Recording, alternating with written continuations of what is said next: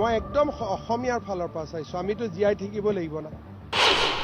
পলিটিক্সটো হল অসমীয়া শ্ৰেষ্ঠ ভাৰতীয় শ্ৰেষ্ঠ বিশ্বগুৰু ভাৰত মিয়া আৰু মুছলমানৰ মাজত পাৰ্থক্যটো বুজিব মিয়া বুলি মুছলমানক অত্যাচাৰ নকৰিব মুছলমান বুলি মিয়াক ৰক্ষণাবেক্ষণ নিদিব দুইটাৰ পাৰ্থক্যটো বুজি পাব লাগিব আৰু বাংলাদেশৰ পৰা অহা মিয়াৰ লগত আমি কোনো ধৰণৰ যোগাযোগ ৰাখিব নালাগে আপুনি লাইন লগাই ৰেলত বহাইটো বাংলাদেশত পঠাই দিব নোৱাৰে গতিকে ইয়াতো অলপ অত্যাচাৰ কৰি থাকিব লাগিব তাতো অত্যাচাৰ কৰিব লাগিব তেতিয়াহে মানুহ নিজে যাবগৈ আমি পঠিয়াই দিয়াতকৈ নিজে যোৱাৰ ব্যৱস্থা এটা কৰিব লাগে এতিয়া 1.5 লাখ বিঘা মাটিত এভিকশন কৰিছো মাটিটো আৰু নাপাব গতিকে অসমৰ পৰা যাব লাগিব গতিকে আন্দোলনৰ যিটো ধাৰণা আৰু মোৰ ধাৰণাটো বেলেগ মোৰ ধাৰণাটো হল অসমত থাকিব নোৱাৰাৰ পৰিবেশ এটা সৃষ্টি কৰি দিয়ক মাটি নিদিব গাড়ী নিদিব ৰিক্সা নিদিব ঠেলা নিদিব তেতিয়া বাংলাদেশী নিজে যাবগৈ মই মোৰ ধাৰণাটো বেলেগ আৰু মই তেনেকৈ এতিয়া সফল হৈ আছো প্ৰত্যেক দিনাই অসমত 20-25 জন বাংলাদেশী গৈ আছে কোনেও কোৰ্টত যাব সাহস কৰা নাই গতিকে কাৰ সিস্টেমটো বেছি ভাল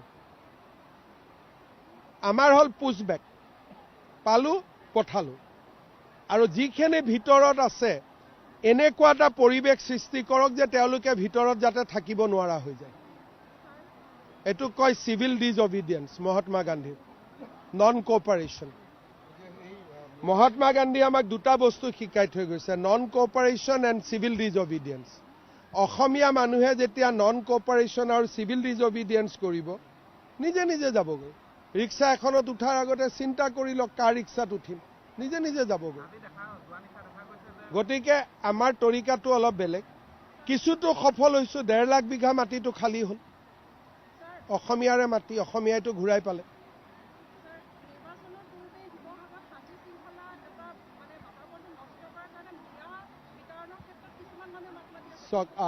মোৰ কথাটো হল এনেকুৱা কোনে ক'ত মাত মাতিছে মই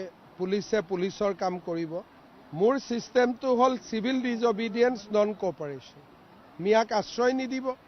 যদি বাংলাদেশী হয় মিয়া আৰু মুছলমানৰ মাজত পাৰ্থক্যটো বুজিব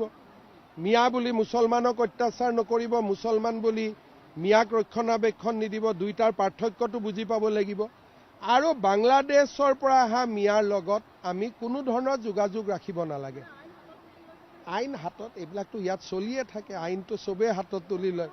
আমাৰ অসমত আইন হাতত তুলি লোৱাটো ফেশ্বনে আছিল আগতে দুই এজনে শিকিছে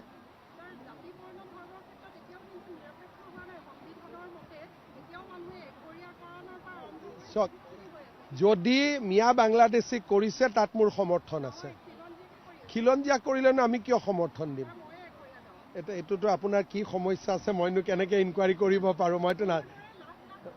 মই যদি কিবা এটো এটা সামাজিক সমস্যা আছে এদিন গুৱাহাটীত আহি মোক আপুনি লগ কৰিব মই আলোচনা কৰিম মই নাজানো কি কাৰণত বা এঘৰীয়া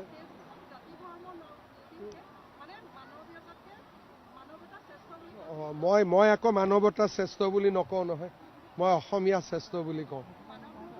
সেইকাৰণে ইয়াত এটা আপোনাৰ মোৰ এটা ডিফাৰেন্স থাকিব মোৰ পলিটিক্সটো হল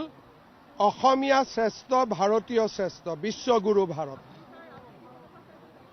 মই একদম অসমীয়াৰ ফালৰ পৰা চাইছো আমিতো জীয়াই থাকিব লাগিব না